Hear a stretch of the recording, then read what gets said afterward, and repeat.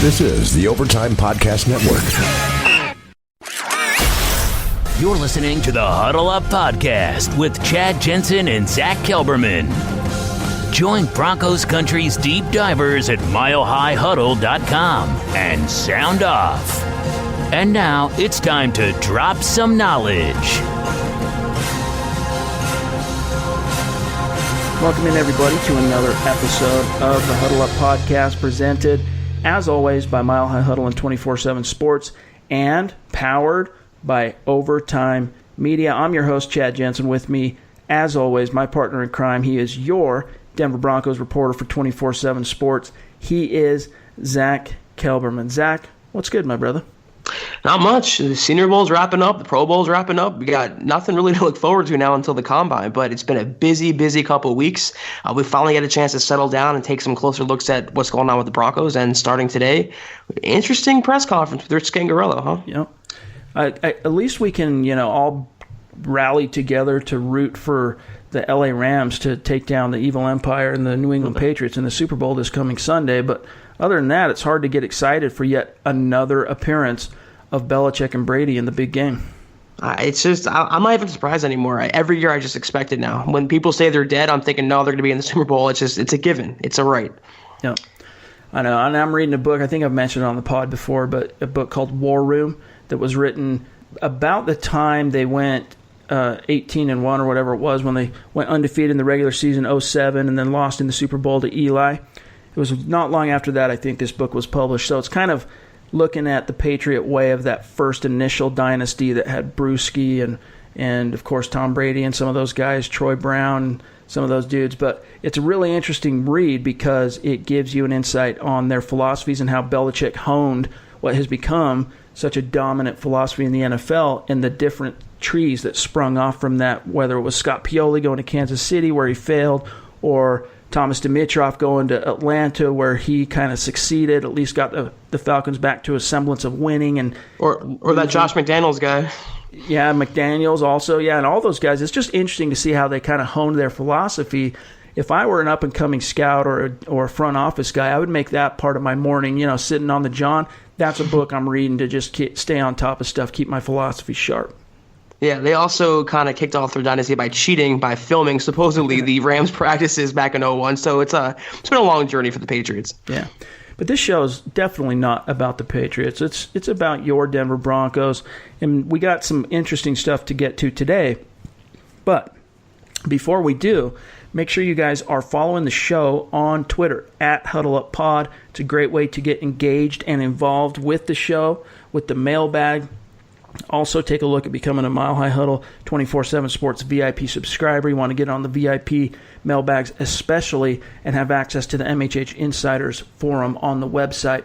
And then also, you guys, whether you're listening on iTunes, Stitcher, Megaphone, YouTube, wherever you're listening to the show, make sure you're subscribing. But it's key that you rate the show, leave a creative review. Give us a 5-star review. Really helps us to grow and reach new listeners. And it's another way that you can support the show and help out, which we've been getting a lot of questions lately from listeners about what you can do to support the show, help the show, and that's one simple way that you can, is by rating, subscribing, reviewing the show, and then, of course, sharing it out there. Get it out on Twitter. Get it out on your Facebook. Get it out there on Reddit and other social forums and reach new listeners. So let's move on now and talk about today's primary topic, which is a really interesting conversation that took place on the side after Rich Scangarello, offensive coordinator, was introduced last Thursday in a sit-down with Matt Boyer of Broncos TV. He did about 6-7 minutes talking about this and that, answering questions directly from Boyer. And there were a couple of answers and topics that he touched on that was really kind of new information, or at least a deeper perspective on things we didn't have the full picture on. One of the questions was, he was asked by Broncos TV, Scangarello, how he kind of juxtaposes what do you view as the primary components to a quarterback being effective in today's NFL, which is evolving, right? It's constantly changing and evolving to the form that we see it in today. It's going to be even different next year. And here's what his answer was real quick. Take a listen to this. Well, I'd say that the two things that I value the most in a quarterback are toughness and their ability to process with their mind. And you have to evaluate that. And there are certain ways you have to evaluate those things. And it's getting tougher and tougher to do because the college football game has gone away from our game. And I think that's my experiences of recruiting high school kids, the things you had to do to see if that one scholarship you had to offer was worthy of them has really put me ahead in this league. And I'm excited to use those things. It's kind of how I found Nick, and I really think it gives you a leg up because you have to be evolving and you have to be creative with how you evaluate these guys because it's just things have changed. All right, Zach, so he touches on a few things. Most crucially there, your thoughts on what he values most, the two traits he values most in a quarterback being toughness and their ability to process information with their mind. We'll get to some of the other things he had to say, but your thoughts on that. It sounds like on the surface, it sounds like someone like Case Keenum. It sounds like a heady type of quarterback. But I agree with what he's saying, that he cut his teeth scouting young quarterbacks. And we even talked in the last show that maybe Scangarello should have been at the Senior Bowl to check out some of the young quarterbacks there. But that's what he does best. And that's how he found Nick Mullins before coming to the NFL. He hasn't had much experience here, obviously. He was in the college ranks, not big programs, D2 programs, but he learned the recruiting trail. He learned how the business works. He learned how young quarterbacks operate going from college to the professional leagues. So it does give him an edge up. And whether he wants and what he wants out of quarterback, whether that aligns with Elway's desire and what he wants to do remains to be seen. He will give his input, but it does sound like he doesn't really want a genetic freak more so than he wants someone to take care of the football and not turn it over. Right, because when we think back to the type of players or quarterbacks that Elway has been just smitten by over the years, you think especially of the two that he drafted high in the drafts that are Brock Osweiler and Paxton Lynch. Both of them are extremely tall, 6'7"-ish quarterbacks. And, Osweiler had a solid arm. I wouldn't quite call it a strong arm.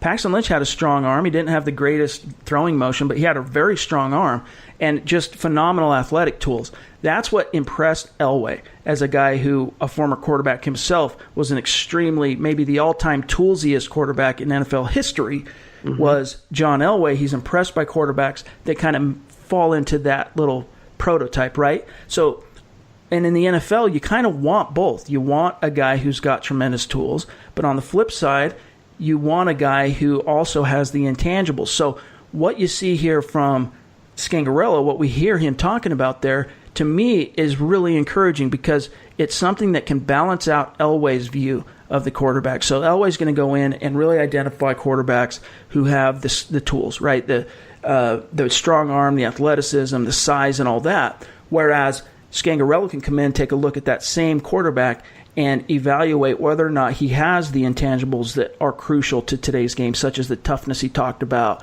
their ability to process information in the field and stuff, and scheme and X's and O's with their mind. Balance those things out together, run the equation, however you want to say it, and then spit out the answer. That's the quarterback that you draft. Now, as we relate that, we'll come back to some of the other things he had to say in this conversation, but as you relate that to, let's just say, the quarterbacks from the Senior Bowl, to me, I don't see a perfect match in terms of what Elway likes and what Scangarello's talking about here, because you have a guy like Daniel Jones, Zach, who fits all the things that Scangarello talked about, toughness, ability to process, all that, but he's not the most toolsy guy. He doesn't have the strongest arm. He's got some good athleticism, but from a pure arm talent perspective, he's not the quintessential Elway quarterback. And then you have Drew Lock. It's going to be really interesting because he's got all the tools, and I like the way he was at the podium, even though he kind of smacked of Brock Osweiler a little bit to me. But it's going to be really interesting, Zach, to see how Drew Lock does on the whiteboard for teams at the Combine next month. I was going to say about Scangarello, too, don't forget the hoops the Broncos jumped through just to interview him. And I think knowing getting the job and for them to go to that length, they would have told Scangarello up front, listen, we're probably going to go quarterback young. We're probably going to look in the draft. What's your ideal type? Who are you, interested in? So I have no doubt he'll lend his voice, but ultimately the choice is Elway's. And in the Senior Bowl, my first thought was Daniel Jones, but to go along with headiness and smarts, it's not turning the football over. And he had a pick in the Senior Bowl, at least in practices. So it kind of rules him out of that contest. Maybe someone like Stidham or Minshew, one of those mid-tier quarterbacks, would fit that It seems like a high floor, low ceiling quarterback, a safe quarterback. I don't know. Drew Lock, to me, he's a little rough around the edges. He has that gunslinger mentality, but I wouldn't really call him toolsy. I call him very physically talented, but I wouldn't really say he's heady. I wouldn't say he fits the description of what Scangarello wants. We won't know this. There's so much that can happen between now and April, and things are going to change. But from the crop we know so far in the first round, I think the Broncos guy is Drew Lock. Yeah, and for example, I'll be shocked. Now, we understand Scangarello didn't go to the Senior Bowl, had other things going on that took priority and precedent over that. But I'll be shocked if Scangarello's not at the Combine to participate in those interviews, especially. Because, it's one thing that these kids stand up at the podium and, instead of – some of the SEC kids are a little bit more polished in terms of talking to big rooms. But for a lot of these quarterbacks, they've never spoken in front of an audience as large as the media that's assembled at the podium at the Combine. So you're not really – it's good. It's a nice little experiment to see how they can operate in the realm of being the face of a franchise and dealing with media. And so there's a little thought experiment to take place there. But really what's going to be crucial is you get back to what Scangarello is talking about, mental toughness and the ability to process information with their mind. That's where the interviews in particular are going to be crucial and why Scangarello absolutely has to be there. Now, if we get news that Scangarello is not in those Combine meetings, I'm going to be pissed. I'm going to start wondering what in the Sam Hill is going on at Dove Valley, but I really don't think that's going to be an issue. I think he'll be there because John Elway, going into the Combine, he and Matt Russell are going to have their guys. They're probably going to have a pretty solid bead. Maybe their board's not going to be completely set, Zach, in terms of which quarterback fits where and what round and all that stuff. Maybe not exactly down to a T like it will be on draft day, but they're going to have a pretty rough idea of the quarterbacks they like and a general kind of view of where they'd be willing to take them. And so they can give that information to Rich Scangarello going in. Scangarello can be in on those interviews, ask him specific questions on the whiteboard, ask him specific questions, because you get back to that quote. He's talking about being in guys, high school kids' living room, basically, and having to talk to them and ask them the type of questions that are going to answer the question. I've got one scholarship to offer that's going to make or break my program for the next 4 years.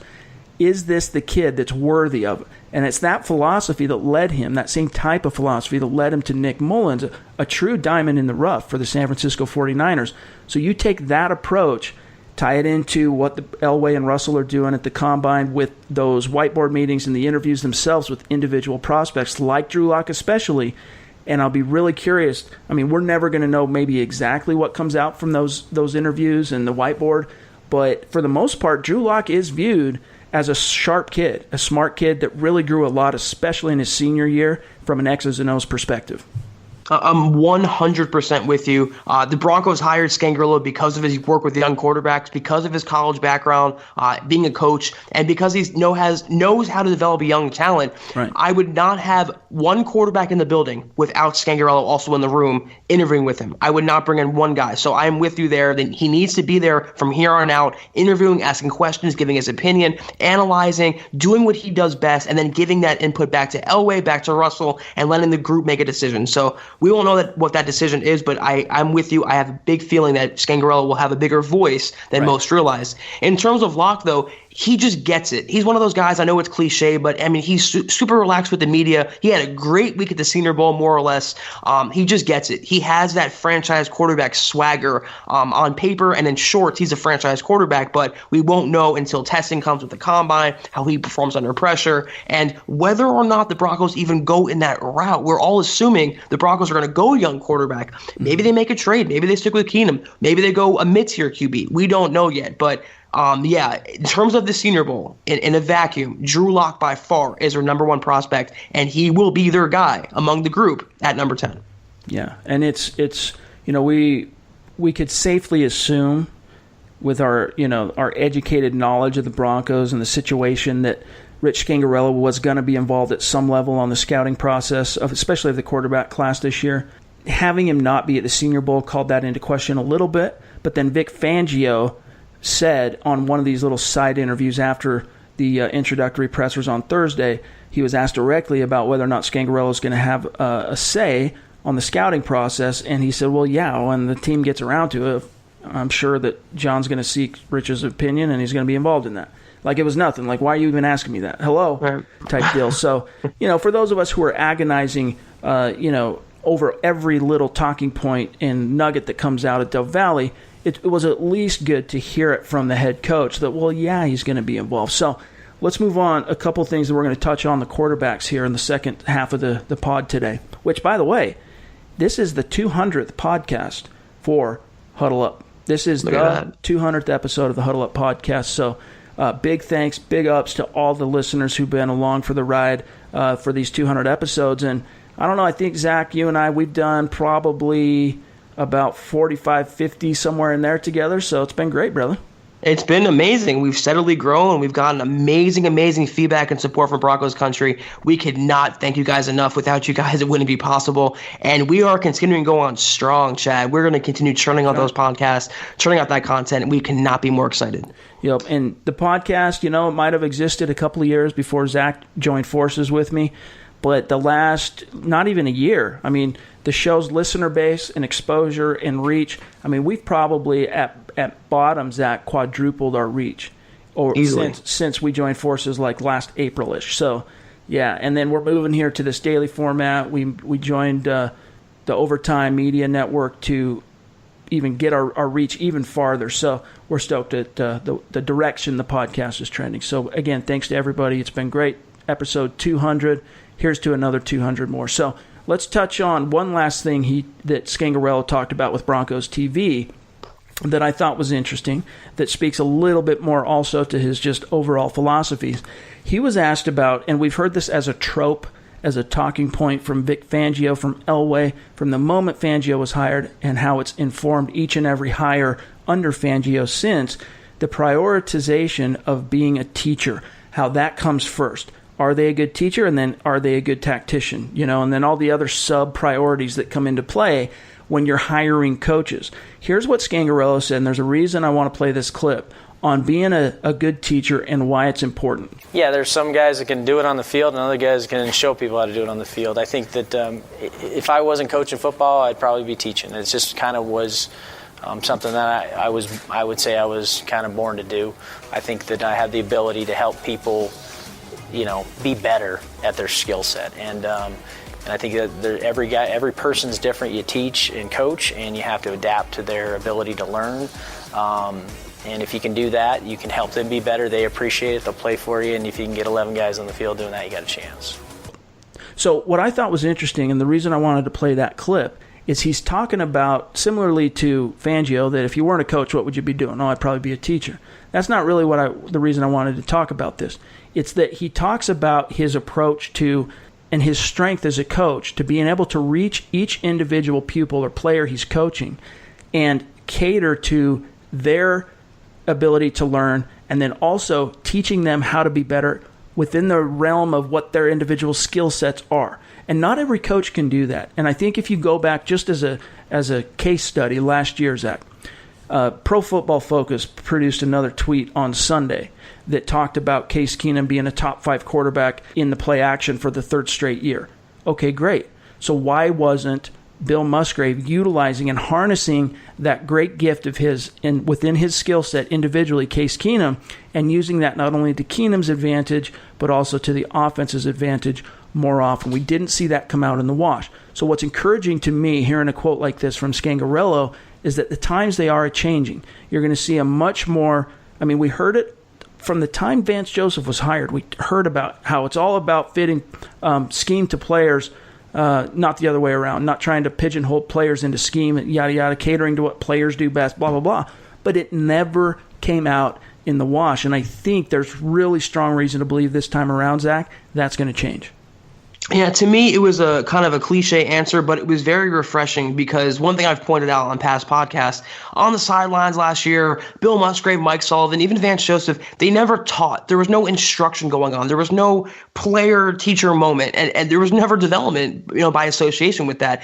And one thing Broncos players, including Aqib Talib or former Broncos players, raved about Wade Phillips was his relatability to them. He can relate to any player regardless of background, position, anything. And that's one thing that Fangio does well. That's one thing that Scangarello does well. They're people, I guess you could say. And that's so important in a people business like the NFL.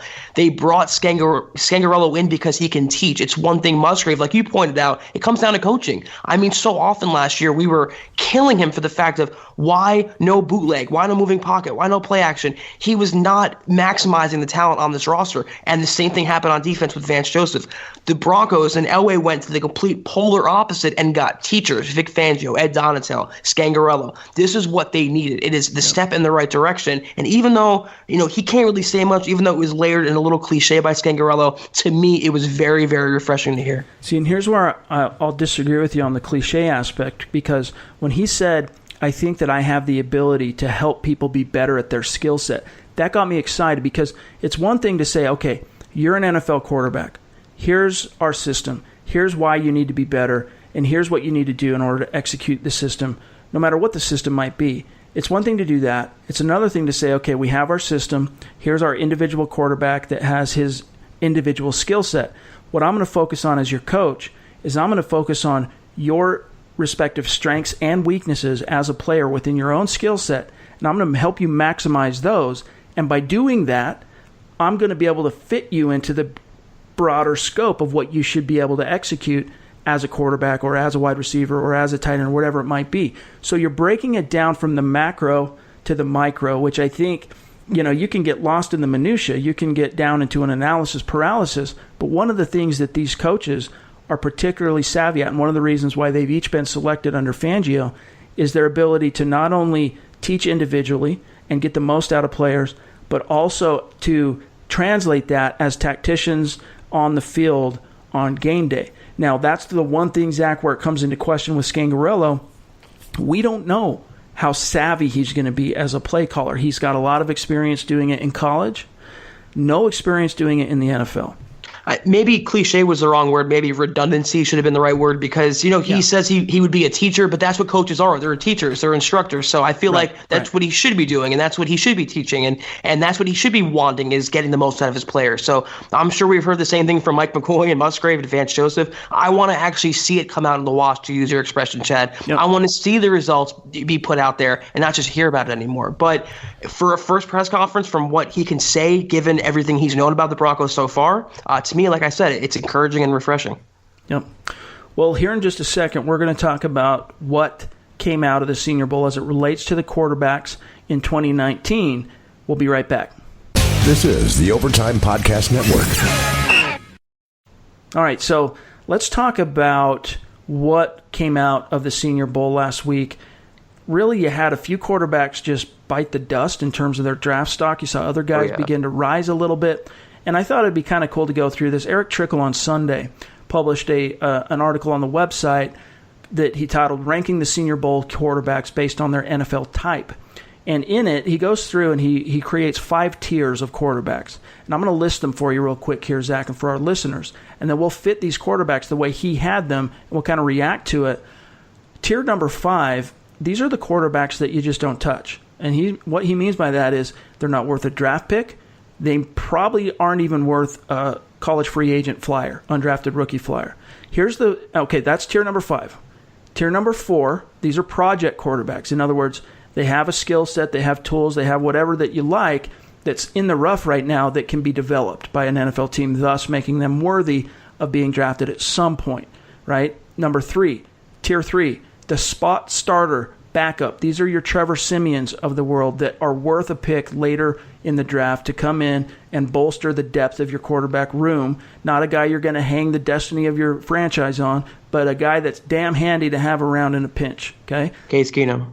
There you go.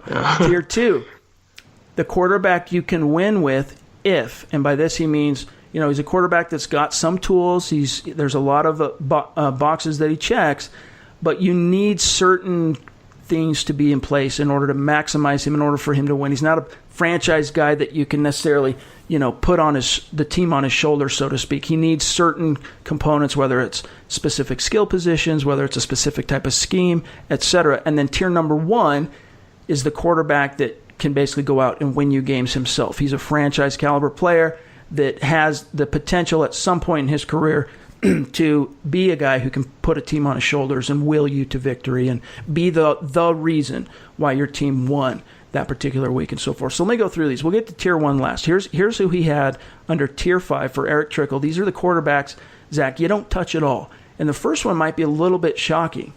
Will Grier of West Virginia.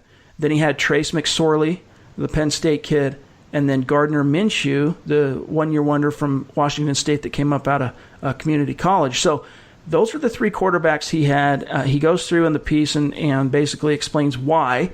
But let's talk about Will Grier specifically. Zach, could he have had a worse Senior Bowl week in terms of his draft stock? I mean, I think Daniel Jones had a worse week, but yeah, Grier was pretty bad. And let me preface this conversation by saying that I defer to Trickel for that deep diving draft analysis. I think I speak for you, Chad, also when I say I'm still kind of in season mode. I haven't really turned into full draft mode just yet with the coaching change and all that. So I defer to Trickel. I respect his opinion. Grier, though, as bad as a week as he had, I feel like based on his physical tools and what he put on tape, the good things he put on tape, he will have a draft grade. He will be drafted. If Chad Kelly can be Mr. Irrelevant, I think Grier will be drafted. So I wouldn't put him in Tier 5, but I would agree, though, that he had a terrible week and he hurt his stock a lot more than he helped it. Yeah. And see, and that's the thing is, it's okay. You can disagree with someone professionally and say, look, what you have to say makes a lot of sense. There's things I agree with. There's some things you say and you explain in your analysis that I don't quite agree with. And on this topic, and by the way, to be perfectly frank with our listeners, the way that I learn about the draft class each and every year, it's not by studying hours and hours of tape like these guys do. It's by copy editing and publishing their articles for the website. Literally. That's how I learn about these guys. And then I'll, for example, Erick does a series, Finding Broncos, where he individually scouts players and whether or not they fit the Broncos, and if so, where can the Broncos get them in the draft. It's a phenomenal series that he's done for 5 years now. And I'll go through and sometimes I'll copy edit one of his articles, publish it on the website, share it out on social, and it'll intrigue me and I'll go, I'm going to go check him out. And then I'll find myself on YouTube watching some film. So it's through that process is how I actually learn about the draft class each and every year. And so I'm grateful to the draft guys, Erick, Nick, Carl, all those guys, Lance, and Alex as well, that's really their forte. But here's where I'll agree with you. I think Erick was obviously influenced by how bad Grier performed that week, and especially how he performed in the game itself. And I'll agree with you that as bad as he was and as badly as he hurt his draft stock, I think there's enough there that he's worth something at some point in the draft. I'm not saying, going into this past week, Grier was viewed as kind of a fringe top 100 guy, and he's definitely not that to me anymore. Like, that's probably about where I would put him, too, in my mind's eye as a surface draft guy that doesn't really get into it until draft season. Will Grier, probably a late day 2 guy to me. Well, maybe now coming out of this poor Senior Bowl, he's more of a late-round flyer type of quarterback who will probably end up getting drafted higher because of the need of the position and how prolific he was in college. Right. I mean, the scarcity of quarterbacks and the need for one in the NFL and his physical tools, which are evident. I mean, I just see 5th-round pick all over Will Grier right now. Right. The other 2 guys, I don't really want to talk much about Minshew, but Trace McSorley I want to talk about because, he was just as bad. Trickel says in his piece here that he was just as bad as Grier. But one of the things that's interesting about McSorley is, he's one of those backyard football type of quarterbacks that, he's probably best when the play breaks down type thing, even like a Tim Tebow. But he's not the polished guy. He's not the stand in the pocket, go through your progressions, make an accurate throw with the proper amount of velocity. He's not that guy. But there are some traits that he has on the intangible scale that to me are interesting. Like, he's a guy that you might not draft, or maybe he's I got a 7th-round pick that I don't really, there's no one I love. Okay, I'll take a flyer on Trace McSorley. Because he's such a passionate leader, he's a guy that players around him just get so excited to follow and lead. He's a great locker room culture guy. So even though he had a bad Senior Bowl, he's got the combine coming up. Who knows how he can, and his pro days, how he can affect his draft stock. But he's a guy that is interesting to me still. Notwithstanding all the stuff that took place, he's a guy that still to me is interesting as a late round / undrafted. You take a flyer on and bring him in to develop and see what happens. Yeah, I mean, there's a few of those guys. And Brett Ripien, for one, the Broncos met with him at the Shrine game. They like him. There's a lot of those fringe undrafted guys, but I don't care about any of them. I want a franchise guy. I don't care about locker room. I don't care about being the nice guy, the Trevor Siemian types, the Brock Osweiler, the Howdy Doody. I want kind of an a-hole. I want that elite franchise guy who rubs some people the wrong way, who comes in and establishes himself and leads the team, whether his teammates like it or not. The Baker Mayfields. That's the typical franchise quarterback I want for the Broncos. Is he in this draft? I don't know. But to me, it's definitely not Trace McSorley. I don't like any of these, these fringe guys. I want that bona fide franchise guy. I agree. The Broncos need to find that guy. And I think even though it's not a strong quarterback class, they have to find him this year because they don't have time to wait till 2020. But let's move on to Tier 4. So his project quarterbacks, here's who he's got. Erick Trickel. He's got Tyree Jackson, the big, tall kid from Buffalo, and then Jarrett Stidham from Auburn. I think I'm pronouncing that correctly, Stidham. Yeah. It's not Stidham. Anyway, he talks about for Tyree Jackson, he's huge in terms of his size, and he's huge in terms of his arm strength. And he was one of the guys that actually looked really good in the game itself. Didn't have a great week of practice, wasn't really impressing anybody except for the velocity with which he delivered the ball. But when he took the field in the game, he was able to lift his team, and they were able to produce some points. So he's an interesting guy that I can understand exactly what Trickel means by a project quarterback that, let's say you're the Broncos and you make every effort early to get Drew Lock or Haskins or whatever, and you just fall short. You can't get there, or they get taken right before you're about to, or whatever. Tyree Jackson's a guy that I wouldn't be upset if the Broncos took him later in the draft, mid-round to late round, to develop him under Scangarello, not as a starter or with the expectation to come in right away or to be some kind of franchise guy, but as a developmental guy with upside. Yeah, to me, I didn't pay attention to every single snap up close at the Senior Bowl, but there were two quarterbacks who stood out to me, and that was Locke and that was Stidham. And Stidham's interesting to me. You can develop him and mold him into that really solid backup type. I don't think he has a future starting caliber skill set in the NFL, but you can find that C.J. Beathard type. Those are such underrated guys to have. The Matt Moores, the reliable backups. The Broncos know that all too well. So if that's one guy later in the draft, maybe they even take Locke and they want to double up later in the draft. Right. Stidham, to me, stood out in the Senior Bowl. That's one guy that, to me, elevated his stock when so many other quarterbacks kind of plummeted. Yeah, I agree, by the way. And the one thing that Trickel said that he needs to work on and what's hurting his stock right now is he showed really poor pocket awareness. And if you go back and watch, there's some highlights on YouTube you can watch of the Senior Bowl, the actual game itself.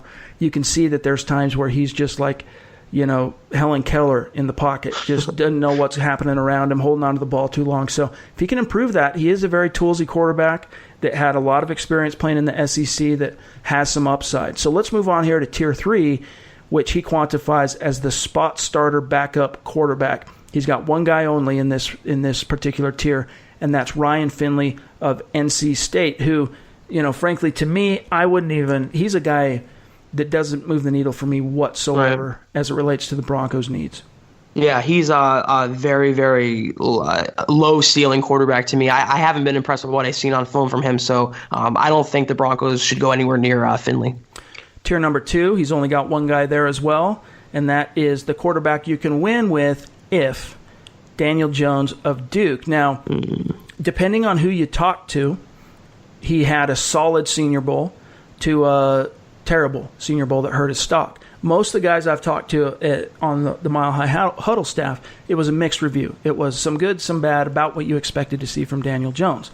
But really what Trickel's saying in this article is that he has enough, where he lacks in arm talent, he makes up for with what he's got going on between the ears, and he has just enough athleticism to be enough of a weapon, so to speak, in that realm as a quarterback. So, as it relates to the Broncos, Zach, the problem I have here is value.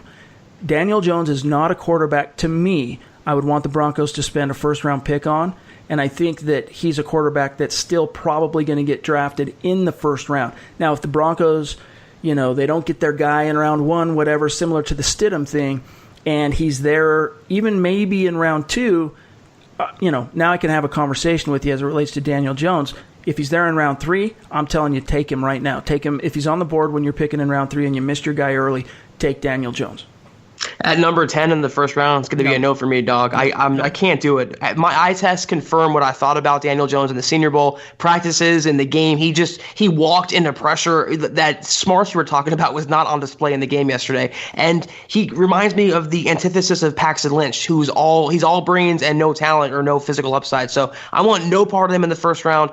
I don't think he's going to be an NFL starting caliber quarterback, even though he has that David Cutcliffe connection. Right. That's a tongue twister. I don't want any part of him. If they go in the first round, I really do, that Elway does not fall in love with Daniel Jones. And I don't think he will. I really don't, because I don't either. The arm talent's not there, which no matter what Scangarello might say to persuade Elway in terms of a scouting report and, placing the board, I don't think Elway's going to go completely in on a quarterback in the first round based on intangibles. There has to be some tangibles there. Mm-hmm. And for Daniel Jones, there's a lot to like, but the limitations are to render him a day 2 prospect in my book. So let's move on here to tier 1, and this is only one quarterback from the Senior Bowl that falls under this, the QB that can win you games himself, Drew Lock. Now, I'm going to read to you what Trickel had to say, Zach, and then I'll serve this over to you. He said, quote, "There is only one quarterback left, and he falls into place right here. Lock has his issues with footwork and throwing off a base. In the Senior Bowl, he made some great throws," talking about the game itself, "including a perfectly placed deep post that would have been a touchdown if Terry McLaurin hadn't have dropped it. Lock showed his understanding of defenses and that he can change his throwing motion if and when needed. Drew Lock was the top talent among these quarterbacks, and it showed come game time." Spot on to me. From what I saw, that's spot on. I mean, he made some even Patrick Mahomes-esque throws, Lock did, with the sidearm. I mean, he's a gunslinger. Just, he needs a little seasoning, a little technique. He's not a guy I would draft and start from day one, but he's a guy I would draft and have Case Keenum start for half the season. If it goes bad, there's an injury or whatever, I put Lock in, let him swim. If there's a QB in this draft, I am warming up to the Broncos at number 10, taking Lock. Trading up for him and selling the farm and mortgaging the future, I don't know about just yet. But in the Senior Bowl, by far, the biggest headliner who caught Elway's eye was Drew Lock. And he showed well. He needs some seasoning. He needs some coaching. And I think that's why Scangarello was brought in for that reason, and why you and I both agree he should have been there seeing Drew Lock in person. Yeah. But I just think that it just meets desire and need and value. And I think at number 10, it'd be a good pick. He does have a pretty badass name to be a quarterback as well. He does, yeah. Right? I mean, Drew Lock, man, like locked on his target, locking down the freaking competition. Lock, stock, and 2 smoking barrels. Booyah. Which is a great movie, by the way. It is. Phenomenal Very underrated. movie. Yeah, that was before, what's his name, broke out as the transporter. I forget his Jason Statham. Yeah, that's right. But yeah, that's a good one. So there you have it. I mean, I think that we could ourselves go into analysis paralysis talking about these quarterbacks from the Senior Bowl. We'll kind of leave that to the boys over on Building the Broncos.